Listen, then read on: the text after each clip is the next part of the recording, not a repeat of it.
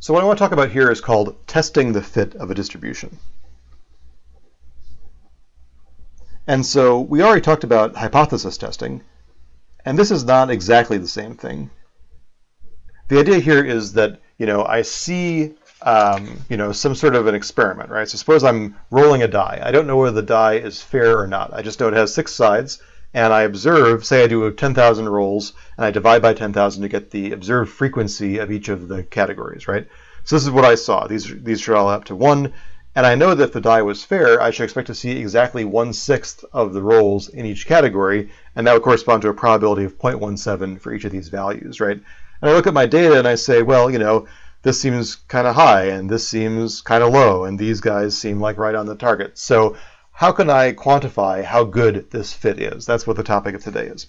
And it's really easy to think about this in the case of discrete random variables, where I can kind of look at the individual discrete bins and look at the frequency that I got and what the model should say. In the case of a continuous distribution, what I would do is something similar. I would basically turn it into a discrete problem by saying, okay, let's look at the PDF, and then I would chop this up into different regions, right? So I'd say, okay, here's one region. And maybe the smart thing to do here would be to choose regions that were roughly equally probable. So instead of just chopping this up uniformly on the x-axis, probably what I want to do is chop this up so that each of these regions has the same amount of probability. In either way, I'm kind of converting this into a set of bins, right? And so then what is the setup? The setup is to say, okay, I partition my sample space into k disjoint intervals. We already kind of have the concept of a partition from a long time ago.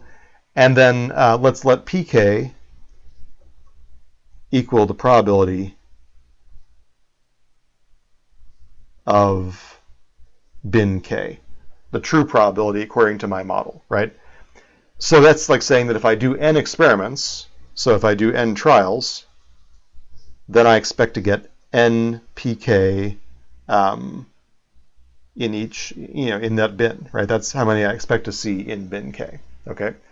Now let's let ak be the actual observed number of outcomes in bin k. And so what I want to do is compare AK to NPK, right? And so what we do is we define what's called a test statistic.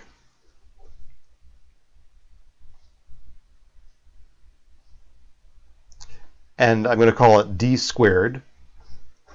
I'm going to sum up over the total number of bins the difference between what I saw and what I theoretically expect, and I'm going to weight that by this number here. So it's basically saying that,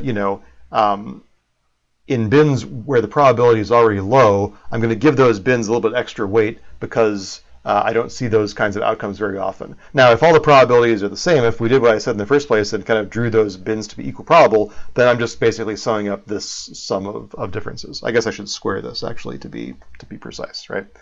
So then what do I do with this number, right? So I've kind of looked at all my bins and I've aggregated them into this single number. Now this is the part where it goes a little beyond what I want to talk about in this class, but this d squared is what's called a chi-squared random variable. So this is a random variable that we didn't really talk about in this class, but it's one of those named random variables. If you look at a table of means and variances, this is kind of like one of the known named distributions, right? So this is a chi-squared random variable with what are called k-1 degrees of freedom.